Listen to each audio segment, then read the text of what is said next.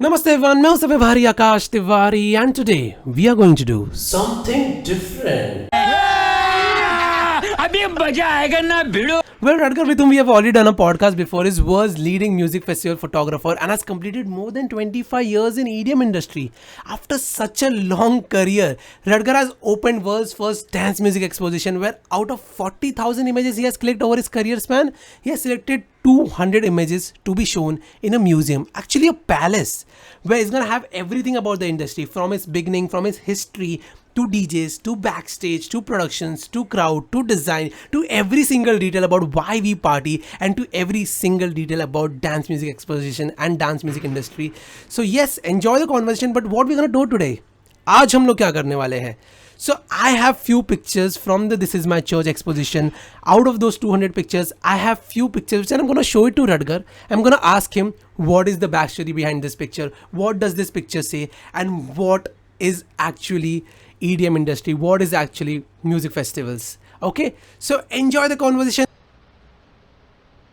And also Aryan, who is editing this podcast, has asked me to keep this conversation natural, to keep this introduction natural, and tell the audience that this introduction has been recorded after the conversation we had. So for Aryan, guys, comment in the video, Aryan natural. Please do it.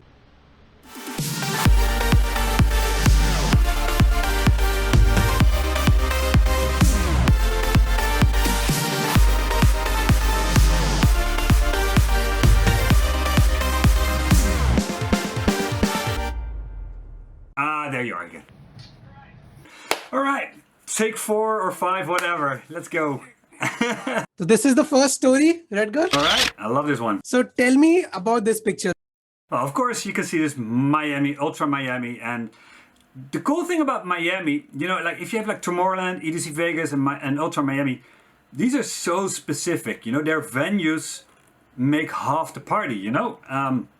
Tomorrowland has obviously the big ball, you know, the arena, and Vegas has this massive, huge space surrounded by the seating.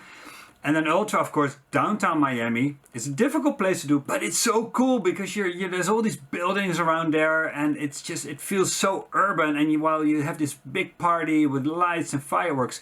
So a couple of years ago, we got the opportunity to go helicopters. You know I love helicopters. I started doing that during Tomorrowland, and then I really learned more about it. We take out the door, so you have an open view. You can move around. Of course, you're in a harness, so you don't fall out because that make a little bit of a mess. The thing is, though, that the takeoff place for Ultra Miami is pretty far away. It's about a 40-minute, maybe almost an hour car ride. So once you get into the helicopter, which is far out of the city, you take off and you see this glow of lights. I mean, Miami from the air is insane. I mean, if you ever landed in Miami airport at night, you know what I'm talking about. It's just lights everywhere to the horizon. And you get closer and closer to the city. It's about 20 minutes flying. And then suddenly you see all these skyscrapers and you fly around them. It's like a movie. You're in a movie. There's skyscrapers you can almost touch them, you know, it feels like that. And then you have this massive party and you feel and you can hear the people sometimes, you hear the roar, and then it's really difficult because I don't have a connection with the ground floor, so I really have to be careful not to miss the fireworks moments. So you just keep concentrating, while you also want to look outside because it's so crazy cool. So we fly around for about 20 minutes, maybe 25, something like that. We always use South Beach helicopters. I gotta give them a shout out because I love those guys. They're the best ever. And you really accommodate. You know, the pilot tries to help you out in finding the good angles, but because of security risks, you have to keep on flying. You know, hovering is very dangerous there because it's a flight path for airplanes, and you have the buildings and the crazy winds. And they also, you want to do some video at the same time. So when you get the shot, it's just so cool. And you have a long time looking at the shots because it's still a 25-minute flight back. And then 2 years ago, we flew over South Beach, you know, over Ocean Drive, and you see all these iconic buildings and the people partying. I just love it. It's so intense. So I had to take this photo because this is a photo. You really got to see this photo really, really big because then you feel it. Then you're in that story, you know. But it's such an amazing view. You know, This is it's beautiful, man. This is beautiful. Like yeah, I if can you're just ever in imagine. Miami and Yeah. you have if you have the money, book a heli flight, man, for sure, because it's worth it. It's really worth And it. especially at night, like this is the Oh lovely yes, at scene, night's man. the best. Yeah, The for sure. fireworks and the building lights together. Yeah, It's like, how could you just see the camera and not your? I'm like, damn. yeah. But like, You need a how? bit of luck, you know. You're really waiting for it, but then you also fly around. So the moment this is like the best shot you can have because you know it shows the building and the crowd and the fireworks. But it's a very short time because you're continuously flying, so you really have to be a little bit lucky and just be ready, you know. And How also, I scared were want you? How scared were I you mean, when I you were in the love flying. helicopter? No, Like, the first time I flew at night, it was really intense. You know, that was it was almost 10 years ago. I think it was Tomorrowland, the first night flight I ever did. And I don't think anybody had ever tried that, night photos at a festival. And then I'd flown with helicopters by then for a lot, but not at night. And at night it's so different because you see the ground just disappear in a black hole, and it's just it's magnificent. I love it. I love a good thrill.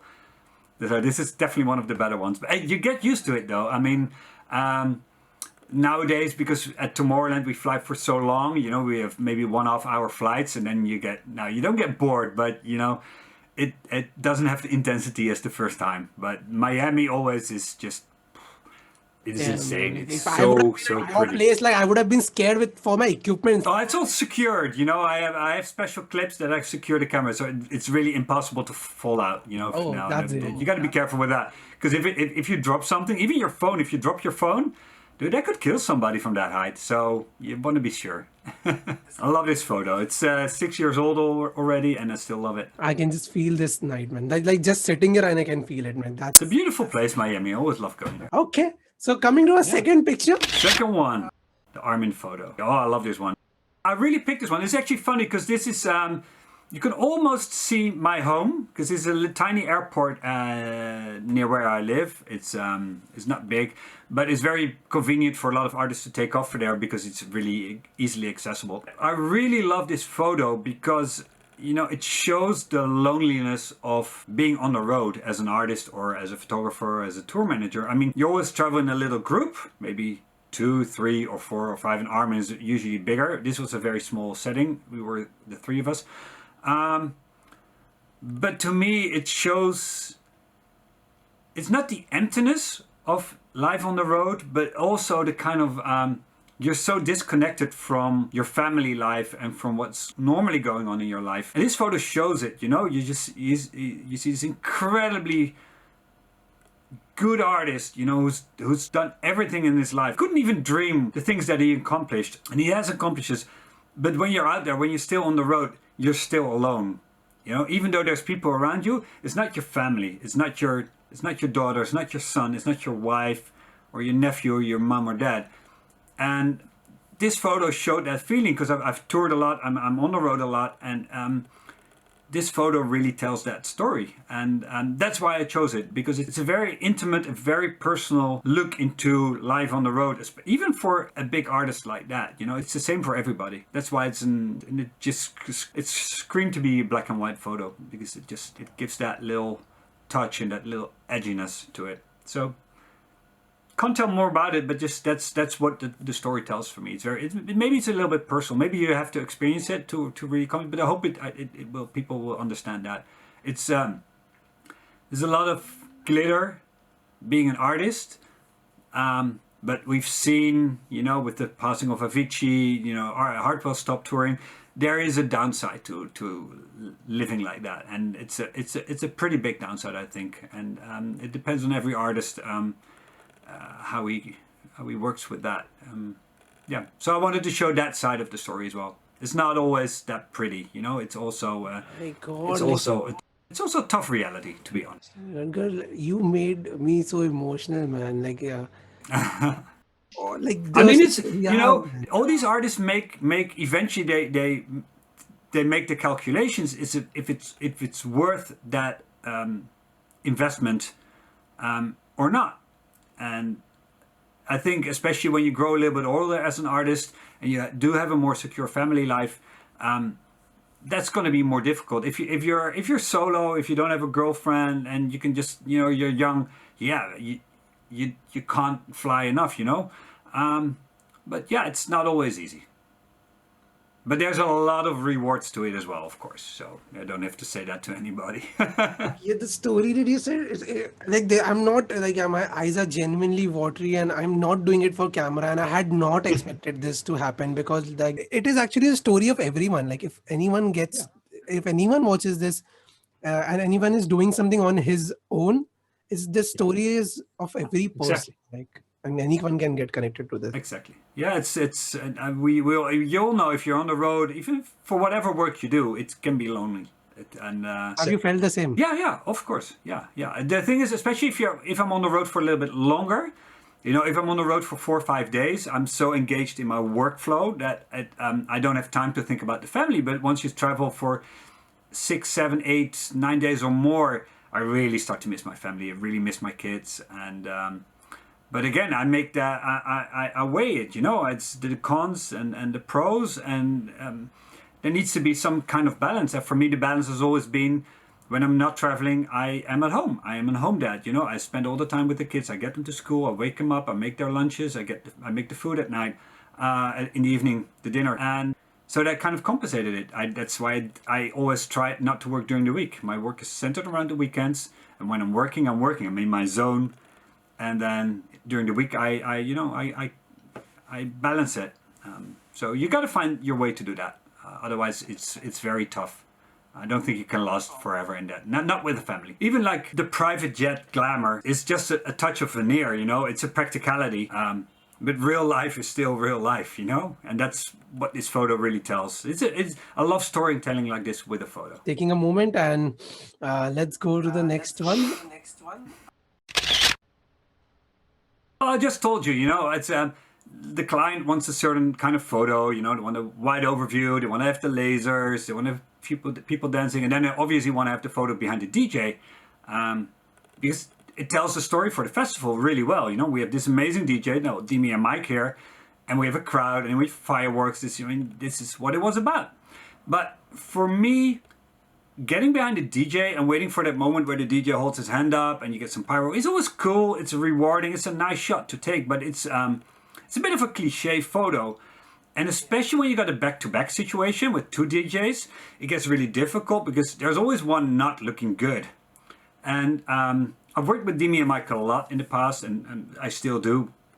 And what I like about them is they have this cool dynamic. And obviously, normally it's the other way around. You know, Mike is on stage and Dimi is behind the decks. And here it's, you know, Dimi's on stage and Mike's behind the decks. But what I like about this photo that they're both in a cool moment, you know, they're both enjoying it and it shows, and both the DJs are in a great point, and then the pyro is great, and well, the crowd's always, this is in Wish Outdoor in Mexico, which is nutters. I mean, that's India level crowd, so it's crazy. Even mad. But like how energetic this was, like this moment. Yeah, it's mad, and so that's why I choose this photo. It's a pretty photo to look at, you know, because the color is cool. There's a bright light. It's very engaging. But for me, the most important part that I've got 2 artists at a cool moment, frozen in time, and that gives it just this little extra power, you know, and that's why I choose this photo. Because if I had to choose a photo from behind the DJ, this is definitely one that I really like, and also because, you know, it's a little bit different. It's pinkish, it's a little red, it's a little bit color, different. pyros, audience, everything is. Yeah. It's such a perfect blend of colors. Like I'm just like everything is so perfect in this. Everything is so perfect.